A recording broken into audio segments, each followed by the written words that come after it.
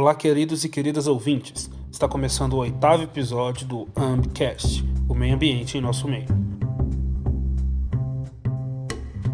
O tema de hoje é queimadas e incêndios florestais, uma perspectiva ecológica.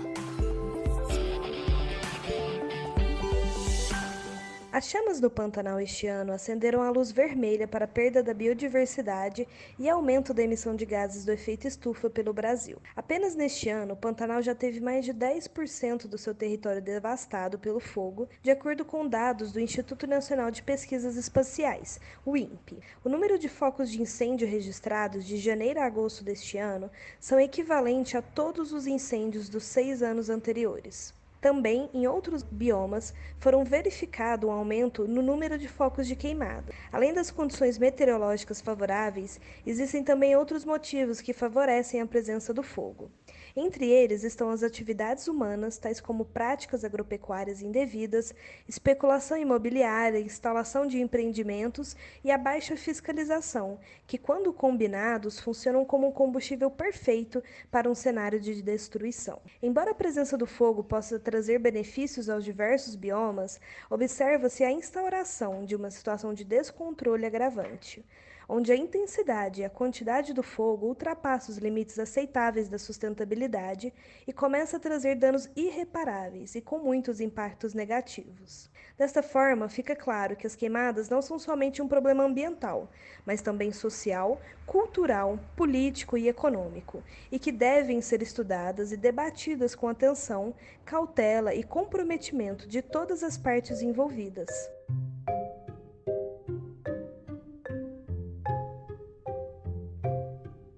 Para conversar conosco hoje sobre este tema, contamos com a presença de Mário Barroso, da ONG The Nature Conservancy, e é um prazer recebê-lo. Seja muito bem-vindo. Você poderia contar para nós um pouquinho da sua trajetória? Obrigado pelo convite. Bom, eu sou biólogo, fiz graduação e a pós-graduação, mestrado, doutorado na USP, e comecei trabalhando com vegetação, de restinga, mas no doutorado eu mudei para trabalhar com cerrado, e estudando especificamente a questão do fogo no cerrado. Fui trabalhar no Parque Nacional das Emas, em Goiás, uma parte de manejo e resposta da vegetação ao fogo. E depois do doutorado, eu comecei uma carreira na área ambiental, com foco em conservação da biodiversidade e trabalhando bastante no cerrado, mas também agora com experiência em outros biomas, inclusive fora do Brasil, agora no Chaco, na Argentina também, que eu estou trabalhando lá.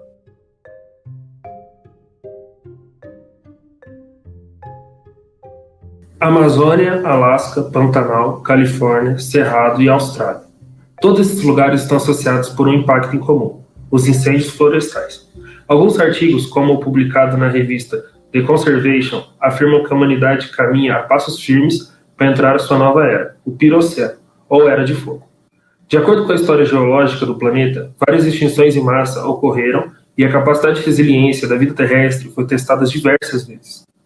Tendo ciência do crescimento das queimadas, que atingem os biomas brasileiros e diferentes regiões do mundo também, poderia esse impacto significar o início de uma nova extinção em massa? Bom, primeira coisa, é importante saber qual que é a relação do fogo com as áreas naturais. Qualquer tipo de fogo acontecendo numa área natural, ele é visto como um distúrbio. É um evento que é possível de acontecer, é possível que seja um evento natural, mas que causa um impacto, uma perturbação, uma transformação intensa nessa vegetação onde ele está ocorrendo. Então, dito isso, a gente sabe que o fogo ocorre em várias regiões do Brasil e do mundo, em diferentes regimes, que a gente chama, diferentes épocas, intensidades, frequência, e essa ocorrência ela tem sido grandemente alterada pelo homem, desde o homem das cavernas, né? Desde quando o ser humano conseguiu dominar o fogo. Ele tem usado o fogo como um instrumento. E, sim, a gente está numa fase de extinção em massa, que a causa não é apenas o fogo, que tem aumentado, mas também os outros impactos que o homem tem feito nos ambientes naturais, principalmente a desmatamento, as conversões de áreas naturais em áreas de uso antrópico.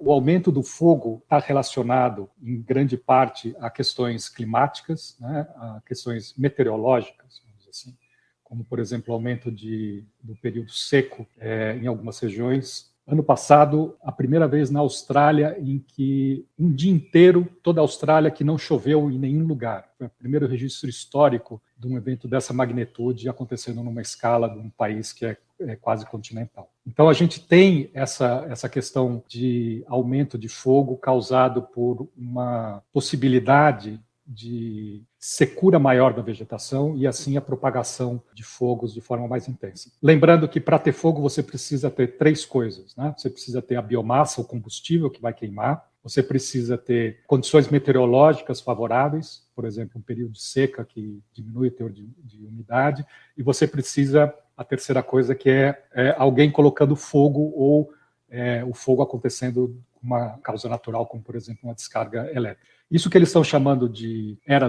da queimada é porque 2 coisas estão acontecendo. Uma é o clima, as condições meteorológicas têm tornado maior possibilidade de queimadas, tornando mais seca a vegetação, e, por outro lado, o homem, que utiliza o fogo de forma histórica, vai e coloca fogo nessas regiões. Então, são 2 coisas que estão acontecendo, as 2 diretamente associadas ao homem, né? Um é o ato do homem ir colocar o fogo, e o outro são as mudanças climáticas que a gente sabe que são decorrentes da ação antrópica no planeta.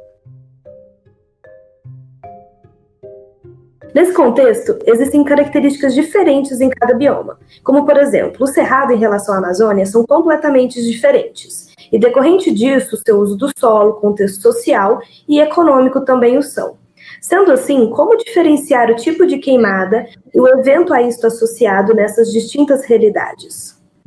Se a gente olhar as 2 vegetações desse exemplo, Cerrado e Amazônia, vocês vão ver que as espécies que ocorrem nessas 2 regiões possuem diferentes estratégias para lidar com o fogo. Vou começar pelo Cerrado.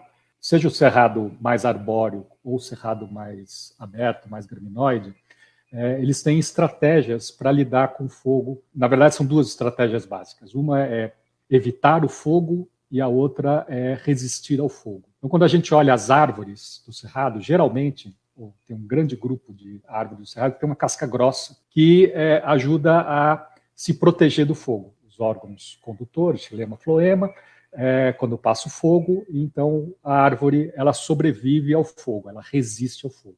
Outros tipos de organismo, como, por exemplo, espécies anuais, elas completam o ciclo de vida só no período chuvoso, por exemplo, e aí, na época seca, quando vai ter o fogo, ela está num estado vegetativo, seja em sementes, seja uma outra forma de dormência, e aí quando o fogo passa, ela não sofre. Existe ainda uma forma de evitar o fogo, que é esconder as suas gemas em estruturas protegidas, como brácteas ou abaixo do solo, né? Então, a gente sabe que o Cerrado está cheio desses xilopódios, que são caules subterrâneos, que em parte estão associados à questão de nutrientes, de água, mas também à proteção do fogo. Então, esse conjunto de estratégias faz com que o Cerrado responda de uma forma mais rápida no seu processo de recuperação. Então, passa um fogo, dado um período de tempo, você tem essa vegetação voltando ao estado como ela era, ou muito próximo, né?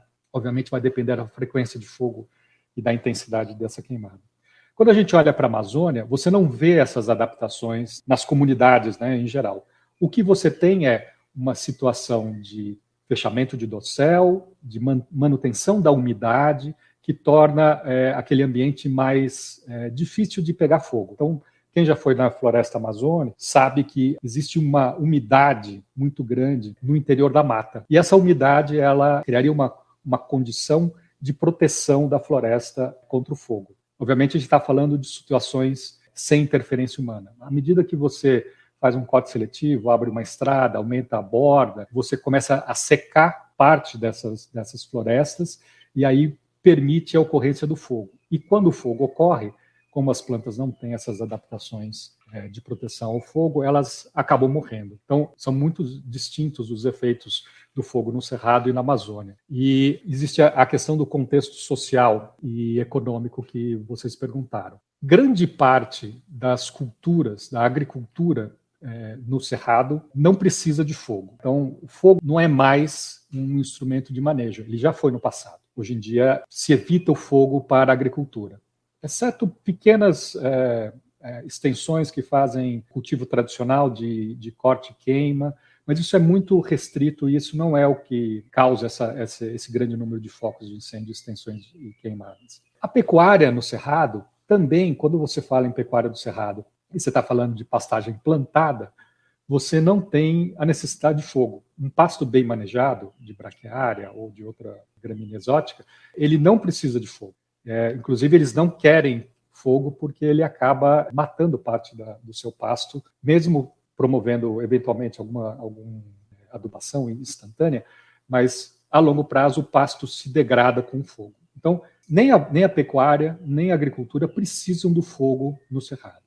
Na Amazônia é um pouco diferente, porque você tem um processo nas pastagens, você tem um processo de invasão de espécies arbóreas de forma muito agressiva, né? E aí é mais comum você usar o fogo para abrir essas áreas que começam um processo de regeneração, que não seria um problema se você ficasse restrito a essas áreas, mas como atingem a borda das florestas, as bordas das florestas estão nesse processo de secamento, de secura, aí o fogo acaba entrando e prejudicando mais. Então, são realidades distintas, onde você tem o fogo tendo impactos distintos também.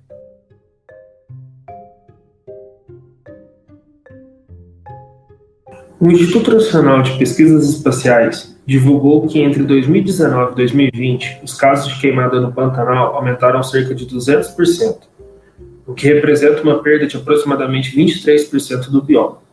Além disso, foi registrado o maior número de focos na região desde 1998. A perda de biodiversidade é inegável, comprometendo áreas de importante atuação para a preservação de espécies ameaçadas de extinção, como araras azuis, onças pintadas e por aí vai. Sabemos que o bioma é caracterizado por possuir grandes áreas úmidas. No entanto, também foi registrado um período de seca que pode favorecer o surgimento das queimadas a partir de técnicas agrícolas comuns que fazem o uso do fogo para o manejo do solo, por exemplo. O que explica de fato esse aumento vertiginoso no fogo do Pantanal? São duas coisas que causaram, né, esse desastre no Pantanal. O primeiro foi um período de seca muito grande, não só no Pantanal, mas nas cabeceiras, que acabou reduzindo o transbordamento dos rios e o Pantanal como um todo ficou mais seco. E, como eu disse anteriormente, mais seco, mais propício ao fogo. A segunda coisa que é importante entender o que acontece no Pantanal é que todo o fogo que aconteceu no Pantanal tem origem antrópica. Nessa condição de secura, uma queimada consegue permanecer queimando durante muito tempo. É uma planície, você tem poucas barreiras naturais, então uma queimada que ocorre num determinado local, ela tem condição, pela continuidade de combustível, de percorrer vários quilômetros, vários dias queimando. Então, o que aconteceu no Pantanal foi uma conjunção de práticas inadequadas de utilização de fogo com um momento particularmente seco, né, de toda essa região. É bem interessante o que você trouxe para nós. A gente estava falando nessa questão da extinção, comentou principalmente em relação à flora, que, por exemplo, no Cerrado, que tem uma certa resistência, e a Amazônia, que nem tanto. E como aconteceria também com a fauna? O que acontece com os animais? Eles vão tentar mudar de bioma, porque geralmente, com a queima, perdendo o bioma, altera um pouco o clima do local. E tem alguns animais que não vão se adaptar tão bem. O que eles fazem?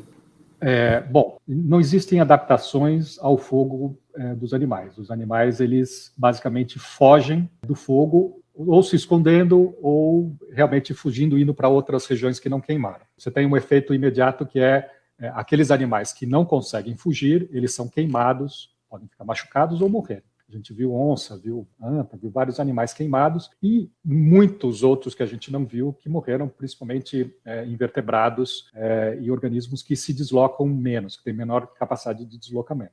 Bom, isso é uma história. O que acontece logo depois do fogo, com aqueles animais que fugiram, é que ou eles ocupam outros espaços que não queimaram, ou eles permanecem nas áreas queimadas esperando, por exemplo, a rebrota, né? Então, o que acontecia no passado? As queimadas naturais, e os animais eram acostumados a essas queimadas naturais, elas aconteciam muito mais no período de transição da chuva, onde você tem tempestades de raio, caía um raio, pegava fogo, era um fogo pequeno, porque logo em seguida chovia, e os animais tinham lugar para fugir, e como chovia logo em seguida, começava a brotar, veado, anta, etc., voltava para essa área queimada e utilizava essa área queimada para se alimentar. Então, numa dinâmica normal, você tem o fogo acontecendo em pequenas extensões, permitindo a fauna fugir e novamente recolonizar a área e voltar à área para alimentação ou um abrigo que possa encontrar nessa área queimada. Um incêndio na proporção do Pantanal,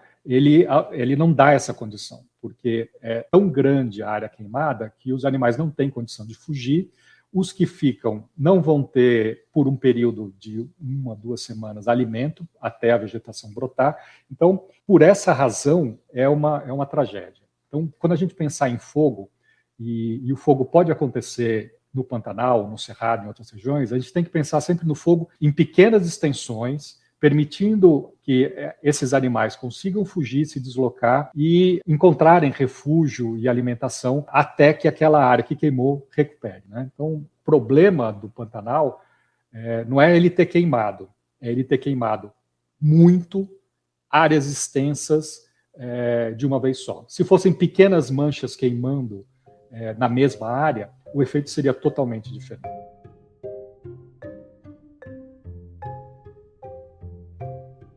Mudando um pouco de contexto, em 2019 um fenômeno transformou o dia na cidade de São Paulo em noite. Infelizmente, esse fenômeno não era um eclipse, e sim uma nuvem de material particulado vindo de regiões atingidas pelos incêndios florestais naquele ano, combinado com condições meteorológicas bastante peculiares. Essa nuvem demonstrava que os impactos dos incêndios não se resumiam a onde eles ocorriam. Em 2020, a pandemia do coronavírus levou o Brasil a uma crise sanitária nunca visto antes. E ainda assim, a boiada foi passada e os incêndios florestais intensificados. Sabemos que as implicações da doença causada pelo Covid-19 afetam e fragilizam o sistema respiratório das pessoas. Sendo assim, de que maneira o material particulado oriundo das queimadas, que chega em algumas cidades, pode intensificar os sintomas da doença e aumentar o risco de morte? Nessa parte de saúde pública eu vou falar o óbvio, porque não é minha área, mas eu queria comentar um pouco mais sobre esse assunto dessa nuvem de material particulado, né? A gente tem uma outra compreensão. Esse material particulado, ele é extremamente agressivo para as vias respiratórias, e se você tem alguma predisponibilidade, algum problema respiratório, isso vai causar uma irritação e você pode ter reflexos negativos a partir disso, né? Então, extremamente conhecido na bibliografia os casos em Cuiabá, em outras cidades na borda da Amazônia, onde você tem efeitos de problemas de saúde pública causados por essa fumaça que chega.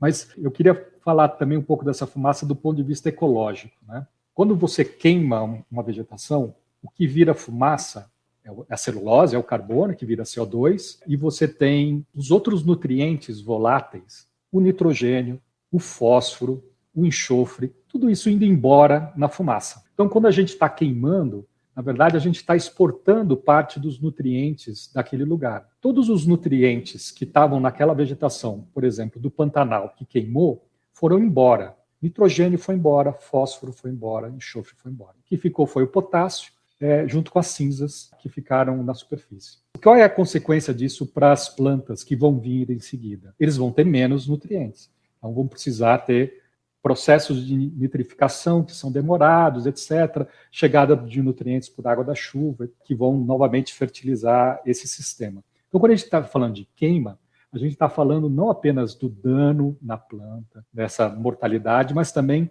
do empobrecimento dos ecossistemas. E esses nutrientes, então, eles saem na fumaça e vão para algum lugar. Para onde eles vão?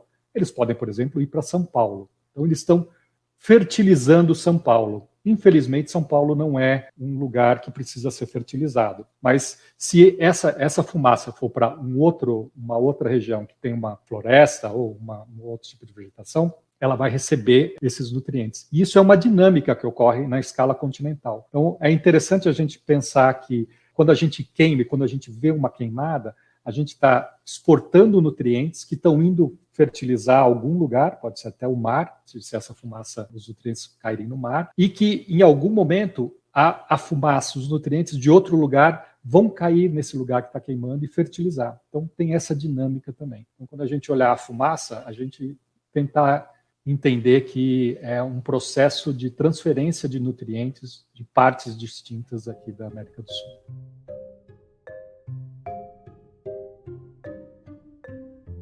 Em outubro deste ano, o IMET fez um alerta de risco de morte devido às altas temperaturas em algumas regiões. Esses eventos extremos, cada vez mais ocorrentes de altas temperaturas, podem ser considerados como evidência de mudanças climáticas? Sim, a gente tem essa intensificação de períodos secos. Se você olhar na série histórica dos registros da Defesa Civil, você vai ver que essas ocorrências de ondas de calor têm se tornado cada vez mais frequentes nas últimas décadas. Nesse contexto, não é novidade para nenhum brasileiro que a nossa pátria está ardendo em chamas, arrastando consigo vilarejos, aldeias, faunas e floras.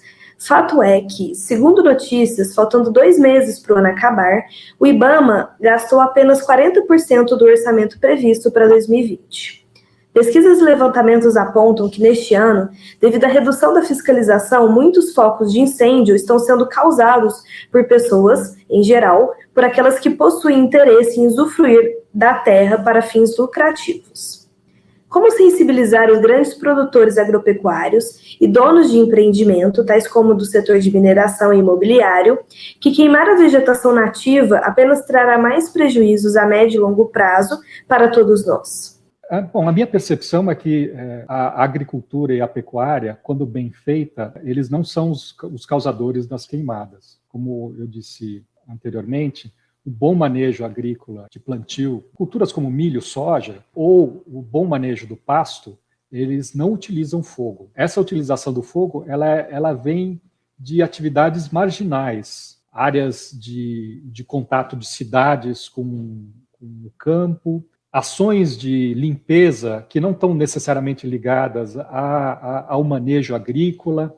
Então, eu não vejo os bons pecuaristas e os bons agricultores como os vilões nessa história de queimadas. As pessoas passando pelas estradas, queimando essa vegetação de beira de estrada, isso é muito mais importante do que o fogo que se usa hoje em dia para manejo de pastagem. Vou dar um exemplo simples. Eu tenho uma terrinha perto aqui de Brasília, cercado de pastagem.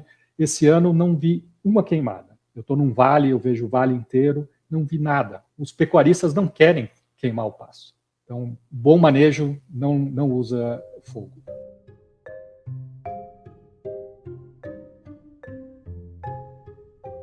Mas se animem, nem tudo está perdido. O movimento chamado Coalizão Brasil Clima, Florestas e Agricultura, formado por mais de 200 representantes do agronegócio, setor financeiro, sociedade civil e academia, elaboraram 6 propostas que buscam intervir nas causas do avanço do desmatamento e encaminharam ao governo. Tal iniciativa representa tanto um compromisso com o meio ambiente como a preocupação quanto às relações econômicas com o mercado internacional, o qual não vê as queimadas com os bons olhos. Quais outras iniciativas existem na busca de frear o desmatamento e queimadas ilegais? O primeiro é a educação, né? Então, você tem que ter uma conscientização, como eu disse, o bom manejo, ele não utiliza do fogo. Esse processo de entendimento dos danos das queimadas é extremamente importante para a gente reduzir isso. A questão legal, né? Que é proibido, seja o desmatamento como as queimadas, você precisa ter licenças, etc. Então, a parte de fiscalização é extremamente importante.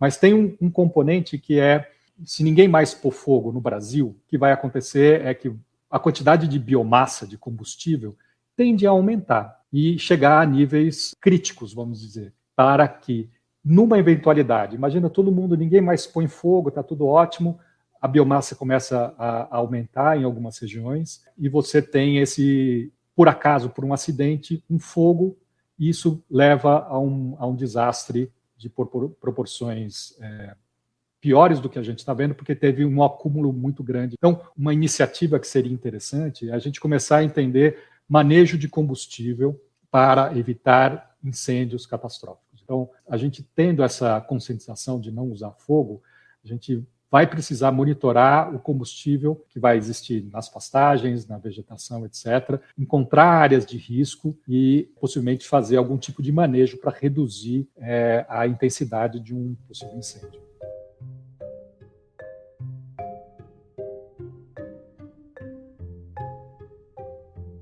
Encaminhando para a nossa última pergunta, a repercussão internacional das queimadas no Brasil reflete na economia do nosso país. O embaixador da União Europeia afirmou em setembro que o acordo entre Mercosul e União Europeia pode fracassar se o Brasil não apresentar resultados e ações na luta contra o desmatamento na Amazônia. Aliado a isso, outras grandes empresas que importam couro, carne, cacau, soja, entre outras commodities do Brasil, também já anunciaram que irão reavaliar os fornecedores e sua cadeia produtiva. Como tem funcionado a pressão econômica em relação à fiscalização e política ambiental?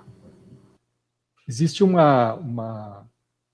consenso de que a pressão dos consumidores ajuda na melhoria da gestão ambiental na produção agropecuária, né? Então, quanto mais consumidores conscientes você tiver, exigindo padrões de cultivo, padrões de abate, transporte, etc., você melhora a cadeia de produção como um todo, né? Eu, inclusive, estou envolvido num projeto que chama Colaboração Floresta e Agricultura, que é justamente buscar entender quais são essas pressões que podem ser utilizadas para orientar uma melhor produção agrícola no Brasil. Com certeza, um dos caminhos que a gente tem para mudanças positivas nessas questões ambientais diz respeito à pressão que os consumidores e as empresas que consomem as commodities vão ter daqui para frente.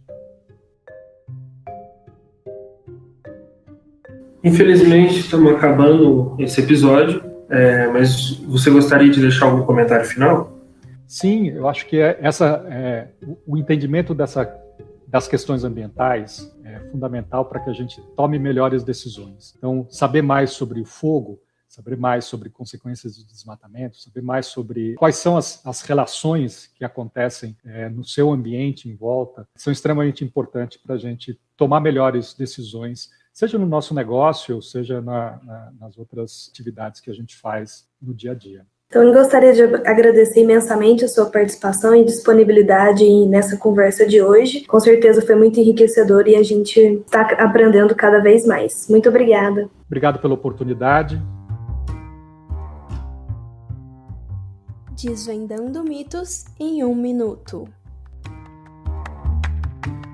As queimadas na Amazônia são eventos naturais? Mito. As condições climáticas da Amazônia fazem dela uma floresta úmida e com altas temperaturas a maior parte do ano. Sendo assim, focos de queimada e incêndios florestais não têm possibilidade de surgirem de forma natural e espontânea, e sim pela ação antrópica. Podemos encontrar diversas razões para a queimada no bioma. Dentre elas temos a renovação do pasto, o desmatamento de grandes áreas e o fogo em áreas já desmatadas, o chamado incêndio florestal. Devido ao mau uso dessas práticas, aliado à baixa fiscalização, 2020 bateu o recorde de perdas ambientais na Amazônia, o que é bem crítico. Mais uma vez eu queria agradecer a participação de todos, agradecer aos nossos ouvintes e até o próximo episódio. Até mais!